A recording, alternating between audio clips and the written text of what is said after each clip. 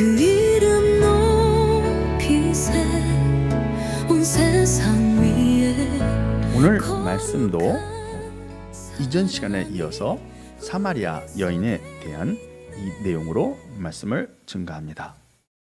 오늘 말씀에서 이 여인이 한 말은 예배드리는 장소에 대한 질문이었습니다. 여기에 예수님이 하신 말씀의 의미를 깊이 생각하고 그 의미를 여러분들에게 설명하고자 합니다. 본 말씀에서 예수님이 하신 말씀을 보면 여자여 내 말을 들으라 한 다음에 이 산에서도 말고 예루살렘에서도 말고 너희가 아버지께 예배할 때가 이르리라 라고 말씀했습니다. 그 말의 의미는 이 산에서 그리심산이죠. 그 사마리아 산이라고 하는 그리심산에서 사마리아인들이 예배를 드렸습니다. 왜냐하면 사마리아 사람들이 이미 그 피가 섞였기 때문에 더러워졌다고 보는 거죠. 유대인들은 그렇게 봅니다. 그래서 유대인들은 사마리아 사람들을 상종하지 않기 때문에 유대인들이 예루살렘을 증거한 다음에 그 예루살렘으로 사마리아인들이 오는 것을 막았던 거죠. 여기서 너희는 예배 드릴 수 없어 하고 막은 겁니다. 그래서 사마리아 사람들은 그리심산이라고 하는 그 사마리아인들이 모여 사는 그 산에서 예배를 드린 겁니다. 그런데 유대인들은 사마리아 사람들이 거기서 예배 드린 것을 보고 거기서 예배 드려봐야 하나님이 예배를 받지 않는다라고 비판했던 거죠. 유대인들은 예루살렘에서 예배를 드려야 하나님이 예배를 받는다라고 말하는 겁니다. 그래서 이 사마리아인은 하나님께 간절히 예배를 드리고 하나님을 만나고 싶어서 그렇게 예배를 드렸는데 유대인들 말은 거기서 예배 드려도 하나님이 예배를 받지 않는다고 하니까 본인이 드린 모든 예배와 기도와 간구를 하나님이 받지 않았다라고 생각하게 된 겁니다. 그렇게 생각을 했기 때문에 본인의 소원, 내가 왜 이렇게 됐는지, 왜 내가 아이를 낳지 못해서 이 고난을 받는지 하나님께 여쭤보고 그 소원을 풀어달라고 했던 그 기도가 하나님께 전달되지 않는다라는 생각을 한 거죠. 그런데 예수님이 선지자다라고 느끼는 그 순간 이 질문을 했던 겁니다. 다시 말하면 사마리아 여인은 단순한 궁금한 것이 아니라 나의 이 간절함을 하나님께 호소하는데 하나님이 들으시는지 안 듣는다면 내가 어떻게 해야 되는지를 질문한 겁니다. 그런데 예수님은 이렇게 말씀하시죠. 이 산에서도 말고 예루살렘도 말고, 그러니까 이 산에서 드린 예배도 하나님이 받으시는 예배가 아니고 예루살렘에서 드린 예배도 하나님이 받으신 예배가 아니다라는 의미로 말씀하게 되는 거죠. 결국 사마리아 산에서 드린 예배를 하나님이 안 받았다라는 뜻은 아닙니다. 받았는지 안 받았는지는 모릅니다. 그러나 사마리아 산에서 사마리아인들이 예배를 드릴 때 하나님은 그들이 예배 드린다는 사실을 알고 계시죠. 알고 계십니다. 예루살렘에서 그 유대인들이 예배를 드렸는데 그 예배를 하나님이 받으셨는지 안 받으셨는지는 정확하게 모르지만 하나님께서 예루살렘에서 드린 그들이 유대인들이 예루살렘에서 드린 예배를 알고는 계시죠. 그 예루살렘에서 예배드리는 사람들 중에서 일부는 종교 지도자들 중에 일부는 타락한 지도자들이겠죠. 그들이 하는 찬양과 말씀을 전한 내용들은 하나님이 받지 않으셨겠지만 그래도 그 예루살렘에서 예배를 드리는 사람들 중에는 진심으로 하나님을 찾는 사람들이 있었을 겁니다. 이 여인이 사마리아 산에서 하나님께 예배를 드리지만 진심으로 정말 하나님을 찾고 하나님의 은혜를 구하고 이 자신에게 처한 이 상황을 해결해 달라고 간구한 것처럼 예루살렘도 그런 사람들이 있었을 거라는 거죠. 그들은 진심으로 예배를 드렸던 겁니다. 다만 그 예배드리는 곳 사마리아라든지 예루살렘이라든지 그 예배드린 곳에 진심으로 하나님께 예배드린 사람이 있기도 있지만 전체가 하나님 앞에 진정된 마음으로 예배드린 건 또 아니라는 거죠. 그러나 예수님은요, 사마리아라든지 예루살렘이라든지 장소가 중요한 건 아니다, 이 표현을 하고 있는 겁니다. 그러나 사마리아에서 드린 예배나 예루살렘에서 드린 예배 모두 하나님께 맞는 예배는 아니라는 거죠. 하나님이 예배를 받는다 하더라도 맞는 예배는 아니다라는 얘기예요. 그래서 이 산에서도 말고 예루살렘에서도 말고라는 표현을 하신 겁니다. 하나님께 예배드릴 때가 오지만 그때 진짜 예배인데 그때는 하나님이 기쁨으로 예배를 받으실 거다. 지금은 예배를 안 받았다라고 말하기보다는 예배를 드리는 것이 하나님께 맞지는 않다는 거예요.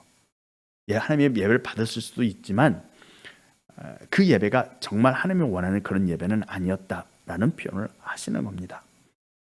여기서 22절을 보면 너희는 알지 못하는 것을 예배하고 우리는 아는 것을 예배하노니 이는 구원이 유대인에게서 남이라 라고 표현했습니다. 이 표현을 헬라 원어로 보면요, 너희는 알지 못하는 것을 예배한다. 이 표현은요, 헬라어로 보면 후메이스 프로스쿠네이테 호 우쿠 오이다테라고 합니다. 오이다테라는 말은요, 원어는 에이도라고 해서 예배하다라는 뜻이고 뒤에 후메이스는 너희 2인칭 복수입니다. 너희는 이런 뜻입니다. 그리고 프로스쿠네이테라는 것은 프로스쿠네오라는 그 동사인데 그것은 예배하다는 뜻입니다. 예배하다. 그리고 에이도는 예배다가 아니죠. 시 보다. 에이도는 보다 또는 알다라는 단어의 의미입니다. 다시 말하면 너희는 예배한다 하고 그 뒤에 호가 나옵니다. 관계대명사 호가 됩니다. 호 그다음에 우크 오이다테. 우크란 말은 not 아니다. not이라는 뜻입니다. 아니다. no, not 이런 의미입니다. 오이다테는 2인칭 복수로서 너희가 알다 또는 너희가 보다 이런 뜻입니다. 그러니까 그들이 알지 못하는 것을 호 우크 오이다테니까 너희가 알지 못하는 것을 너희가 예배한다 라고 번역되죠. 그러니까 번역은 틀리지 않습니다. 그런데 보다라는 단어로 해석을 하게 되면 너희는 보지 못하는 것을 예배한다 라고도 해석은 가능하죠. 정확하게 어떻게 해석하는 것이 옳은지 모르지만 대부분은 알다라는 뜻으로 해석이 되어 있습니다. 그 다음에 나오는 단어 우리는 아는 것을 예배하노니 라는 단어도 똑같이 그 문장도 똑같습니다. 헤메이스 프로스쿠누멘 오 오이다멘 해서 이제는 여기는 이제 1인칭 복수예요. 우리는 예배한다. 호 오이다멘 우리가 아는 거 또는 우리가 보는 거 이런 의미가 되겠죠. 그래서 우리가 아는 것을 예배한다. 그리고 앞에서 너희는 모르는 것을 예배한다. 이렇게 표현이 되어 있는 겁니다. 그런데 우리가 하나님에 대해서 예배를 받는 대상이잖아요. 하나님이. 그러니까 하나님을 모르고 예배드리는 것 이렇게 표현할 수도 있죠. 하나님을 예배하는데 하나님께 예배를 드리는데 너희는 모르는 것을 예배한다 라는 표현이 너희가 모르고 하나님을 모르면서 하나님께 예배한다 라는 의미라는 뜻입니다. 또 우리는 하나님께 예배를 드리는데 우리는 하나님을 알면서 예배한다. 이렇게 표현이 가능하죠. 알고 예배드리는 것과 모르고 예배드리는 것의 차이를 말씀하는 겁니다. 다시 말해서 예수님은 사마리아 여인에게 이 산에서 예배드린다. 장소가 틀렸어. 유대인들이 하는 말이죠. 하나님의 성전은 예루살렘이에요. 예루살렘에 있죠. 예루살렘 성에 있으니까 하나님은 예루살렘 성전 거기에 임하시니까 거기서 예배를 드려야 하나님이 예배를 받는 거다라고 말하는 거예요. 근데 예수님은 장소의 개념이 아닌 거죠. 예수님은 사마리아에서 예배드린 것도 아니고 예루살렘에서 예배드린 것도 아니고 어떤 장소에서 예배드리냐가 중요한 게 아니라 모르고 예배드리는 것은 하나님이 받는 예배는 아니다. 알고 예배를 드려야 한다라고 말씀하는 거죠. 장소의 개념이 아니다라고 말씀하는 겁니다. 그러면 과연 예수님은 이렇게 말씀합니다. 본문 말씀에 보면 헤메이스 프로스쿠누멘 호 오이누멘 해서 우리는 아는 것을 예배한다. 여기서 헤메이스는 이제 1인칭 복수죠. 우리라고 표현합니다. 그러면 예수님과 함께한 제자들이 하나님께 예배를 드렸는데 그 예배는 하나님이 받으시는 예배다. 당연하겠죠. 예수님이 드린 예배라면 하나님이 받으실 겁니다.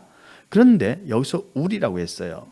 그리고 예수님과 예수님의 제자들이 하나님께 예배를 드릴 때 그 예배의 대상인 하나님을 알고 예배했느냐? 예수님은 아시죠? 아들이니까. 제자들은 알았을까요? 이제 이런 질문이 나옵니다. 사마리아 여인과 유대인들은 하나님을 알지 못했던 거죠. 하나님을 제대로 몰랐던 겁니다. 그래서 그들의 예배를 하나님이 받으실지는 모르겠지만 온전한 예배는 아니다라는 얘기입니다. 하나님이 예배를 받으실 수도 있겠지만 우리가 알 수 없으니까 말할 수는 없어요. 하지만 하나님이 받고자 하는 온전한 예배는 아니라는 얘기입니다. 이런 거죠. 하나님을 몰랐다는 거예요. 그 상황이 사실 지금도 계속되고 있는 거죠. 예수님이요, 요한복음의 16장 보면 이렇게 나와 있죠. 예수님이 요한복음 16장에서 제자들에게 이런 말씀을 합니다. 16장 12절. 내가 아직도 너희에게 이를 것이 많으나 너희는 감당하지 못한다. 지금은 너희가 감당하지 못하리라. 예수님이 전해야 할 내용이 많이 있어요. 예수님이 전할 내용이 많이 있습니다. 예수님이 전하고자 하는 전체 내용을 100이다라고 우리가 가정하면 예수님은 제자들에게 열심히 전했습니다. 그래서 한 50을 전했다라고 가정합니다. 나머지 50도 전해야 되는데 지금은 너희가 감당할 수가 없다. 그래서 내가 너희가 말을 못한다는 거죠. 예수님의 12제자가 예수님과 함께 3년 공생에 함께 했습니다. 12제자가 가룟 대학도 끝까지 함께 했죠. 그러니까 12제자가 끝까지 함께 했고 마지막 최후의 만찬 때 가서 최후의 만찬 그 자리에서 예수님이 너희가 감당할 수가 없다. 그래서 내가 아직도 너에게 말해줄 게 많이 있었는데 말을 못한다는 겁니다. 말을 못한다. 그러면 예수님이 다 말하지 않았기 때문에 제자들은 알아야 할 내용을 다 듣지 못했죠. 예수님이 일러준다는 말은 알아야 되는 겁니다.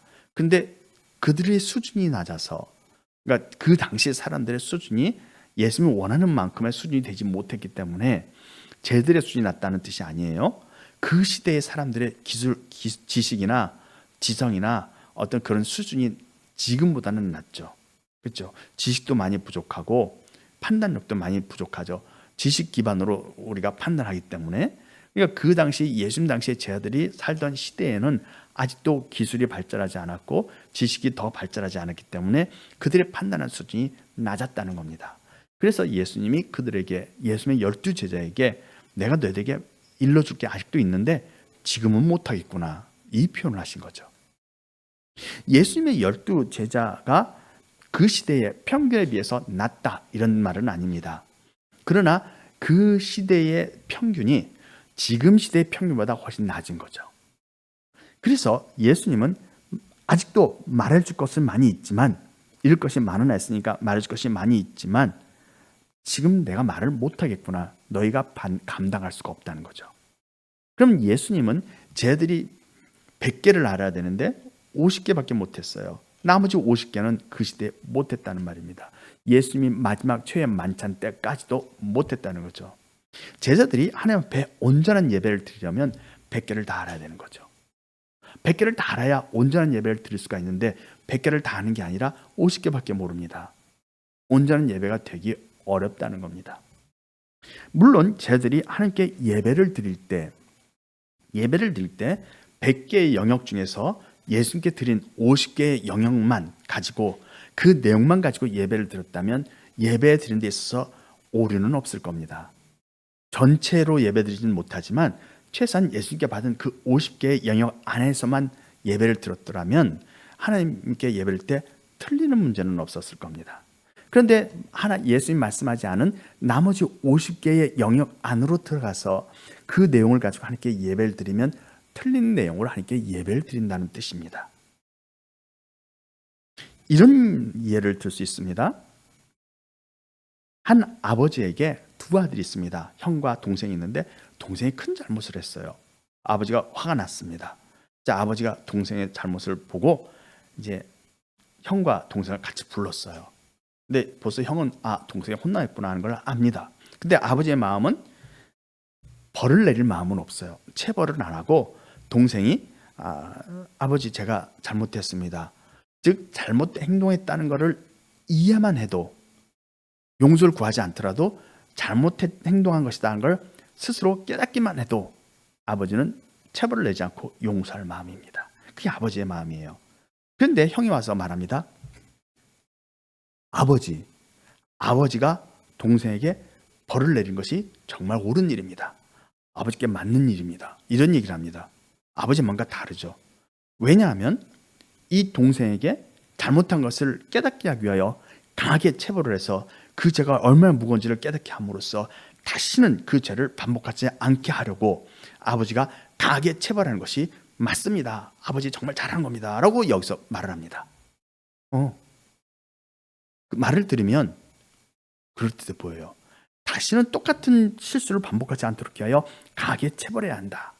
강하게 체벌해서 동생이 깨닫게 한다. 이것이 옳은 거다라고 말할 때 말 자체는 그렇게 설득력이 있어요. 이해는 돼요. 근데 아버지는 지금 아들을 체벌할 마음이 없어요. 조금이라도 잘못을 안다면 체벌할 마음이 없어요. 근데 이 큰아들은 아버지를 이해한다면서 그렇게 말하는 거예요. 과연 이것이 아버지를 아는 것이냐? 아버지를 모르는 거죠. 아버지는 그래. 하지만 내가 기쁘진 않아요. 아버지는. 왜냐하면 그렇게 마음이 없었기 때문에. 또 이렇게 생각할 수 있어요. 옆집에 어떤 분이 와서 띵동 초인종을 누릅니다.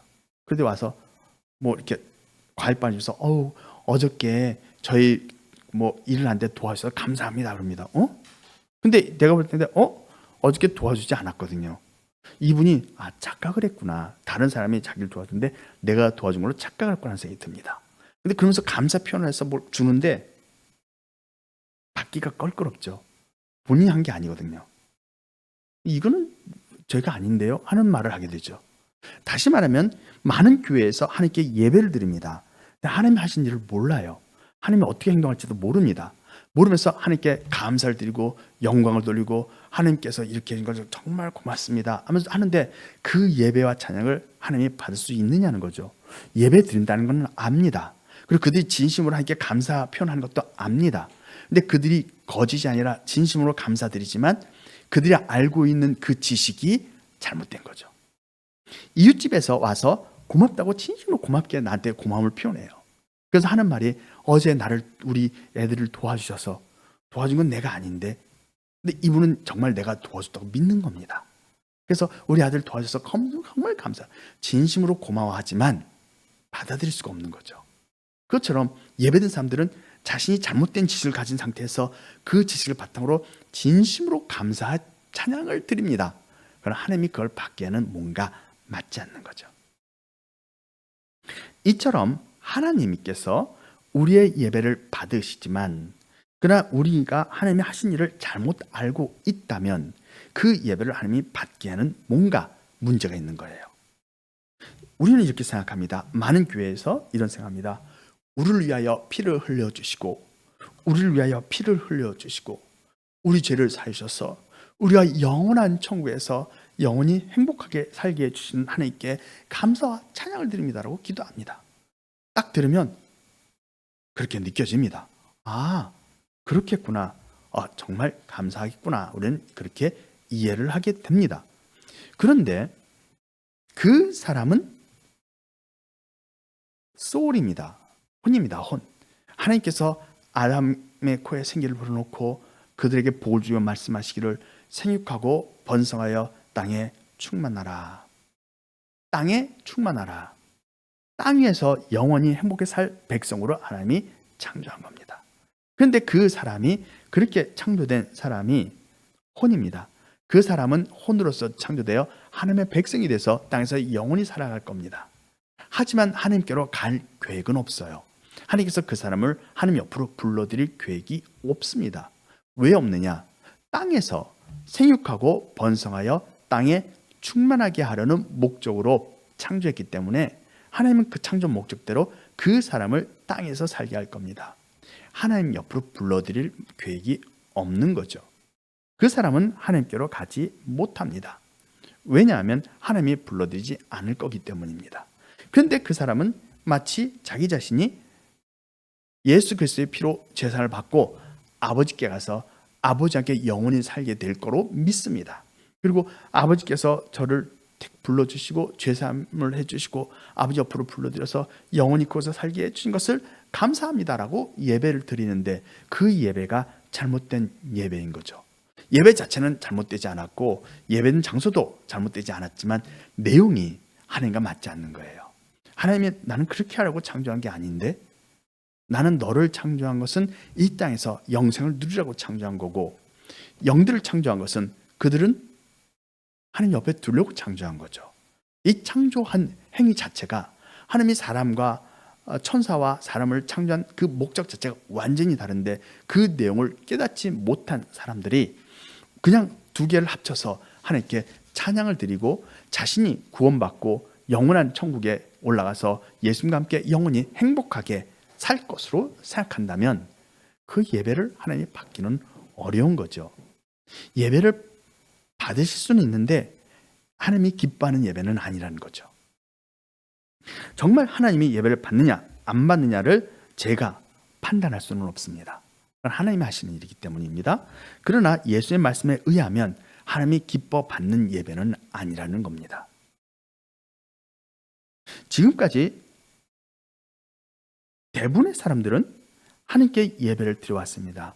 2000년 동안 예배를 드려왔죠. 예수님 승천한 이후로 초대교회 때부터 지금까지 예수님의 제자들은 예수의 말씀을 많이 들었고 그들은 성경에 기록하지 않은 내용도 있을 겁니다. 그들이 들은 내용 중에서 성경에 기록되지 않은 내용도 있을 겁니다. 그래서 예수님의 제자들이 얼마나 더 깊게 아는지는 모릅니다. 그들이 예수님 말씀하지 못한 그 50까지 들었을 가능성은 없습니다. 왜냐하면 초유의 만찬 때 예수님이 그런 말씀을 하셨기 때문이죠. 그리고 예수님이 곧바로 십자가에 달려 돌아가셨죠. 다음날 잡혀서 십자가에 달렸습니다.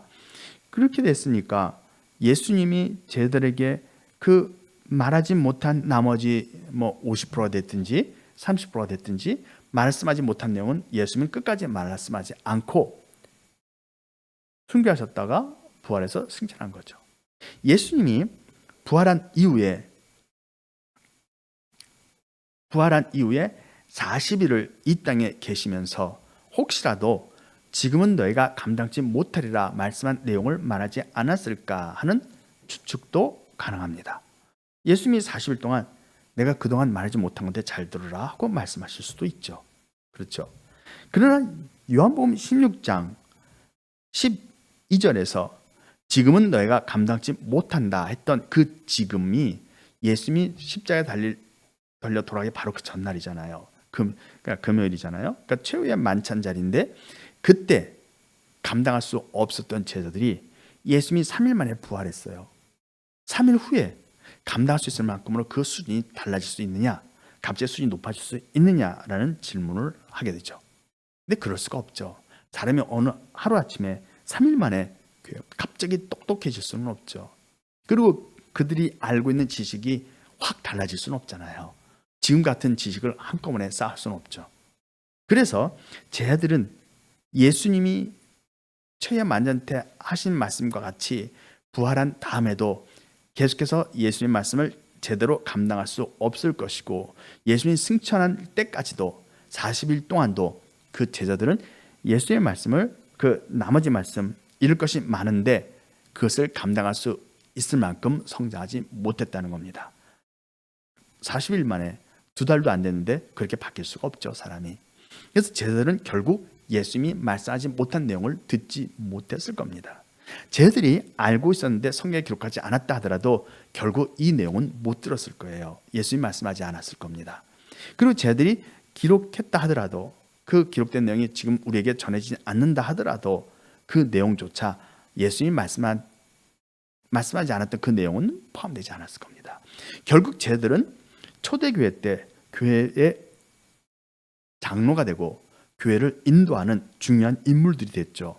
사도 바울이나 베드로나 12제자가 가룟유다를 뺀 나머지 제자들이 중요한 인물이 돼서 교회를 이끌었지만 예수님이 말씀하지 않은 나머지 그 부분은 말하지 못한 겁니다.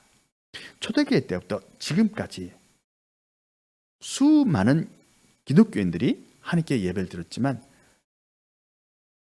하나님이 받으시는 진리로 예배드리는 일은 없었다는 겁니다. 몰랐기 때문이죠. 하나님을 제대로 몰랐고 하나님이 어떤 일을 하신지도 제대로 몰랐고 그것을 예수님이 가르쳐주지도 않았던 거죠. 다 가르쳐주지 않았어요. 일부는 말했고 일부는 감당할 수 없기 때문에 말씀하지 않았던 겁니다. 결국 예수님 자신은 하나님께 진실로 예배드리고 하나님이 받으시는 예배를 드렸겠지만 예수님의 제자들은 모르기 때문에 하나님이 정말 받으시는 기쁜 예배 자체를 드리지는 못했던 거죠.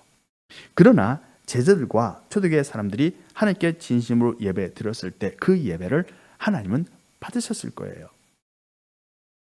우리에게 큰 아들이 있어요. 근데 그 아들은 대학에 들어갔습니다. 서울대학교에 들어가서 아버지를 기쁘게 하고 서울대학교에서 1등을 합니다. 그래서 졸업할 때 나와서 1등으로 졸업합니다. 그리고 그 자리에서 아버지께 영광을 돌립니다. 그때 많은 사람들이 그 아버지를 보고 아들을 잘 키웠다고 박수를 칩니다. 그때 받는 영광이 큰 영광이죠. 아버지는 그 영광을 받을 겁니다. 그런데 그 아들에게 막내 아들이 있습니다. 그 막내 아들은 유치원생이에요. 유치원생이라서 유치원에 가서 거기서 조그맣게 연기를 하나 합니다. 선생님이 가르쳐준 대로 실수를 합니다. 어린아이라서 선생님 앞에서 하는 대로 따라하는데도 실수합니다. 그럼에도 불구하고 그 연기가 끝났을 때 무용이라든지 연극이라든지 뭔가 그것이 발표하는 게 끝났을 때 많은 사람들이 박수를 쳐줍니다. 그리고 아버지도 기쁘게 그 아이의 그 재롱을 기쁘게 받습니다. 이것처럼 하나님은 하나님 앞에 온전한 예배를 드리는 것도 받지만 비록 온전하지는 못해도 진심으로 드리는 예배도 받으실 겁니다. 예수님의 12제자와 당시에 있었던 많은 사람들의 예배를 하나님은 받으셨을 겁니다. 사마리아 여인이 드리는 그 예배는 받았을 겁니다. 그리고 예루살렘에서 진심으로 드리는 예배도 하나님은 받았을 겁니다.